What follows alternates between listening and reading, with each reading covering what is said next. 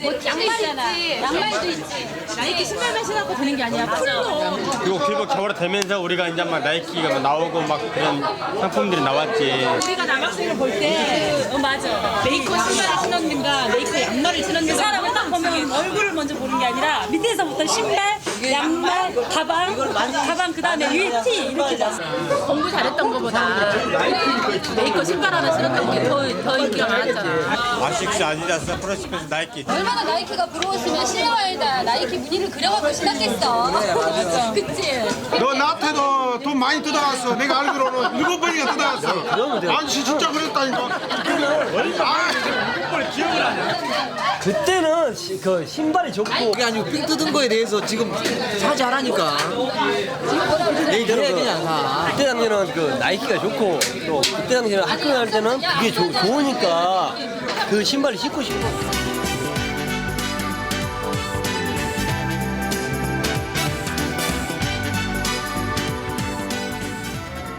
(1980년대) 초반 수입 자유화 바람을 타고 외국 고가 브랜드 운동화가 국내에 들어오기 시작했다.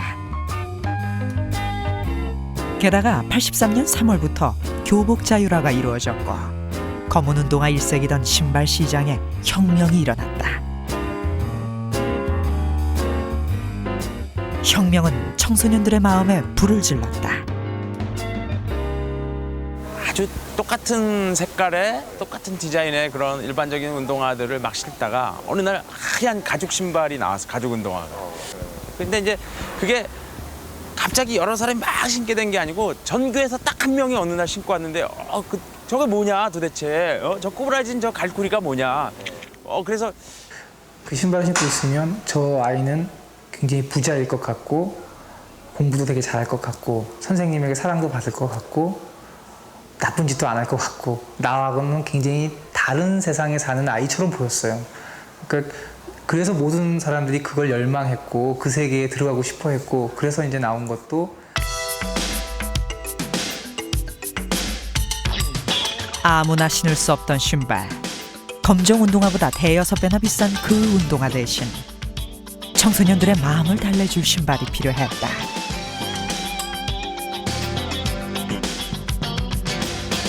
나이스로 상징되는 또 하나의 트렌드. 바야흐로 유사상표의 시대가 도래한 것이다.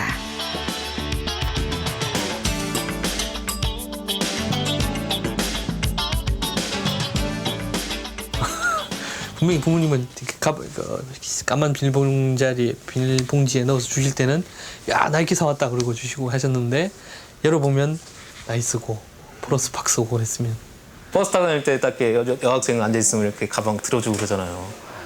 네, 그럴 때 보면은 우리는 짝퉁 나이스 들고 있고 그 친구는 오리지널 나이키를 딱 들고 있으면은 솔직히 가방 못 주죠. 우리는 그 애들은 딱 가방을 딱 안겨주고. 그 아디 뭐 이렇게 줄 3개짜리 그 프로그램 그것도 있는데 그것도 가짜가 뭐 4개짜리도 있고 줄이 5개짜리도 있고 막 그랬었어요. 그럼 4개짜리 그 줄 4개짜리 간 거는 하나를 또 뜯어내요. 뜯어내서 그냥 4개짜리에다가 디다스 이렇게 돼 있어요. 거기다 굳이 A자를 이렇게 하나 그리기도 하고 그랬던 기억이 나요. 그 부의 상징이지 않았나.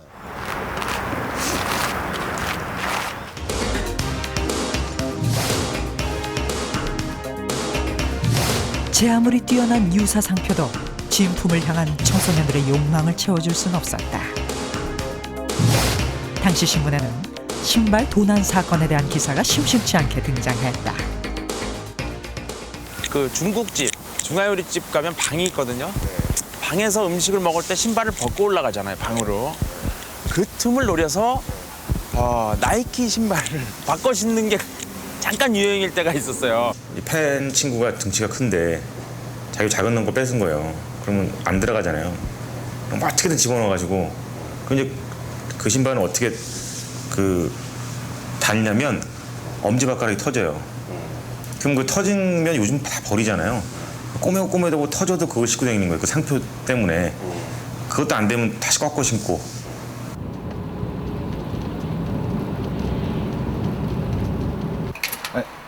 안녕하세요. 아이고 밖에 나가 사업 기다렸어요. 어른들의 눈에 신발에 대한 아이들의 집착은 이해하기 어려운 것이었다. 83년 한 일간지에 세태풍자글을 실었던 전청자 씨도 그런 어른 중에 하나였다.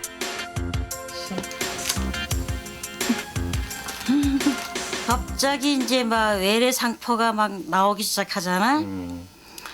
근데 어린 소견에는 남들이 신고 이제 외제가 또 좋다 그러잖아. 그러니까 이제 외래 상표를 이제 한번 신어보고 싶고 갖고 싶어하는 그거는 당연한 거잖아. 애들은 어린 마음에. 그때는 나이키 신발 신는 게 저희 또래 애들은 제일 여기 큰 그거였죠. 희망사항이었죠. 그런 유명 상표 신발이나 청바지 뭐 그런 거 이제 착용하고 이런 아빠가 것들이 누구예요, 이제? 제일 폼나는 거였어요. 그렇죠. 여기 있다 나이키. 여기 있다 나이키. 나이키 있다. 무서운 어머니 덕에 검정운동화 신사를 면하지 못했던 아들들. 어느 날 세 형제는 조르고 조른 끝에 꿈에 그리던 그 운동화를 선물 받는다. 둘째 동생이 고등학생, 이제 중학생 이런데. 그러나 그날의 가계부에는 이런 내용이 있었다. 아마 신발 겨울 4,500원. 유명 메이커 신발은 아니에요. 예, 그런가 봐요.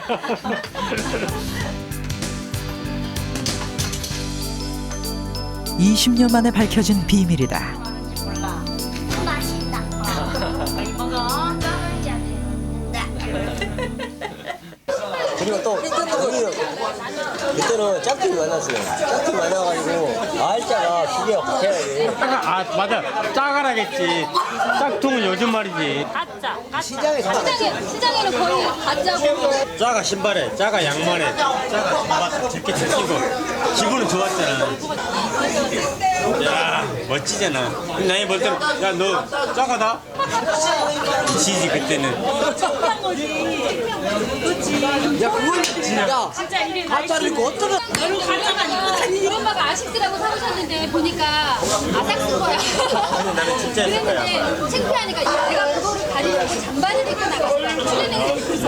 얘는 그러니까 내가 그거를 진짜가 아니잖아. 말을 못하고 그랬던 거야.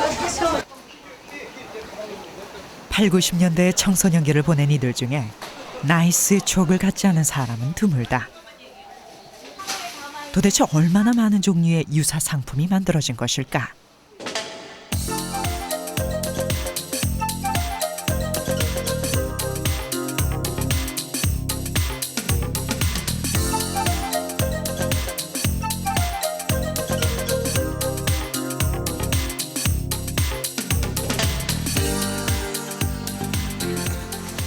요즘 서울의 도매상가나 지방 재래시장에는 중국산 신발들이 흔하다.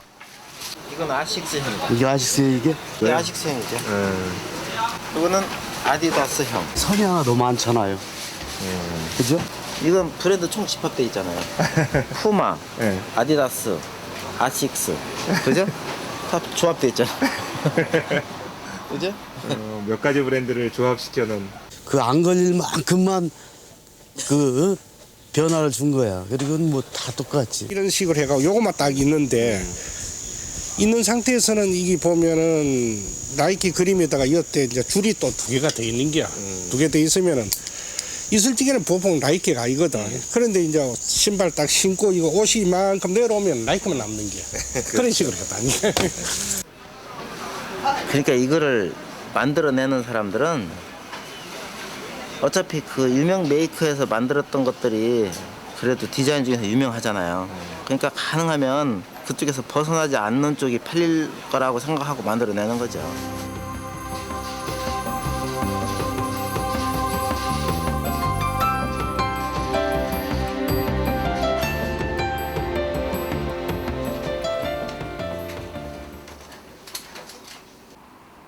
별리사 조휘건 씨는 80년대 초부터 얼마 전까지 약 20년간 특허청에서 상품 등록 심사를 담당했었다. 출연 명의로 80년에서 90년까지 10년 동안에 신발에 몇 건이나 상표로 출원을 했는가 이거를 이제 확인해 볼 수 있습니다. 그리고 이거 전부 다 그 프로스펙스에서 낸 겁니다. 이거. 특허청 자료 속에는 8, 90년대에 출원됐던 기발한 유사 상품 디자인들이 잔뜩 들어 있었다.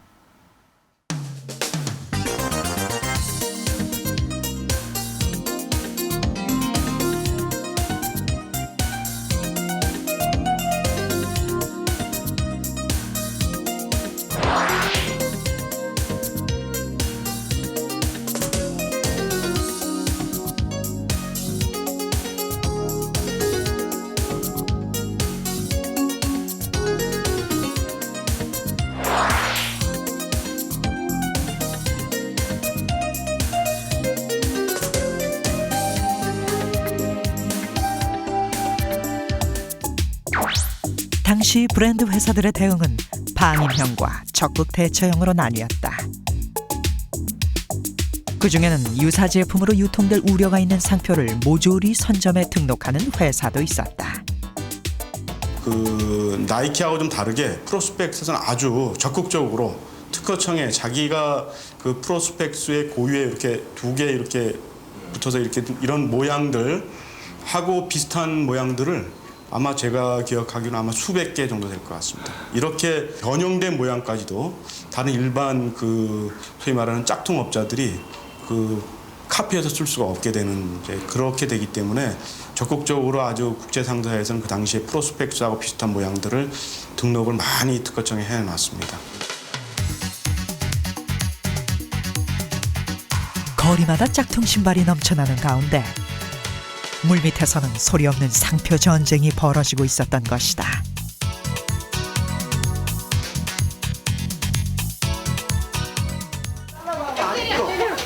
네가 지금 운동해서 그 사람들은 안 되는 거야. 그 사람들은 왜 그걸 못 만들어?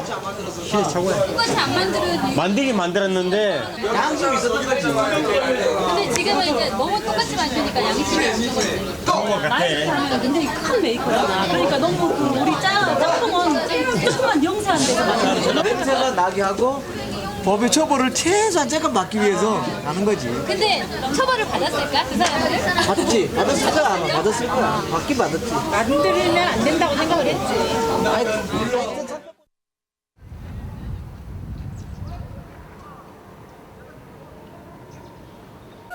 2005년 이제 나이스는 우리 곁에서 사라진 것일까?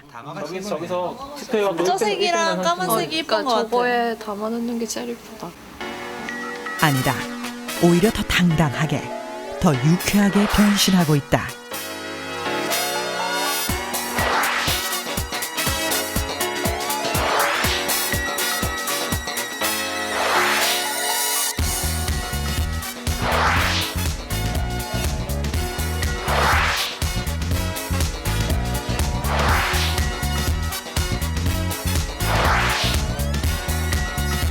추억이나 그런 쪽으로 받아들여야지 뭐 진짜로 뭐 돈이 없어서 뭐 어쩔 수 없이 입는다 이런 건 아닌 것 같아요. 그냥 재미 삼아서 여러 명이 단체로 입고 다니고 그러면은 시선도 끌고 개성도 있어 보이고.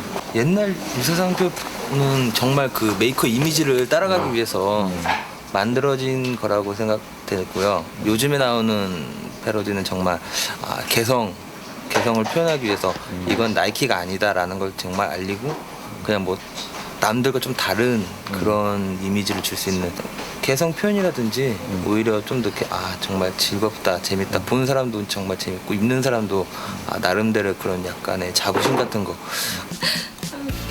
뭔가 아직 안 나온 거. 젊은이들이 패러디를 잊기 전에 형님들은 나이스를 신었다. 이들에게 패러디가 당당한 자부심이라면 형님들에게 나이스는 아련한 추억이다. 그 당시는 그냥 사는 생각이 귀여웠던 것 같아요. 제 생각에는. 그냥 똑같이 만들 수도 있지만 나이스라고 해서 신고 좀 가격도 많이 차이가 나고. 그런 것 같아요. 나이스라는 게 우리 시대 나이스 운동화라는 자체가 물론 그 당시에 어렸을 때는 좀 대리만족이었던 수단일지 몰라도 지금 지나와서 보면은 참 흐뭇한 추억이 아닌가 싶어요. 그러니까 어느 나라나 그 경제 산업 개발이 본격적으로 되기 시작하면서 소비자들이 브랜드를 찾기 시작해요. 1960년대에는 일본에 있었죠. 우리나라나 대만이 80년대에도 굉장히 그랬어요. 근데 중국이 이제 최근에 신흥공업국으로 부상하면서 가짜 상표의 극성이 아주 이루 말할 수가 없습니다. 자기 고유의 어떤 멋이라든가 또는 정신적인 면에서 뭔가 좀 더 독창적인 이런 것들을 차별화되게 추구하면서 좀 더 더 높은 수준의 소비 문화를 가진 사회로 나아가는 거죠. 진열장 안에 나이키를 동경하던 우리는 이제 그 시절의 나이스가 그립다.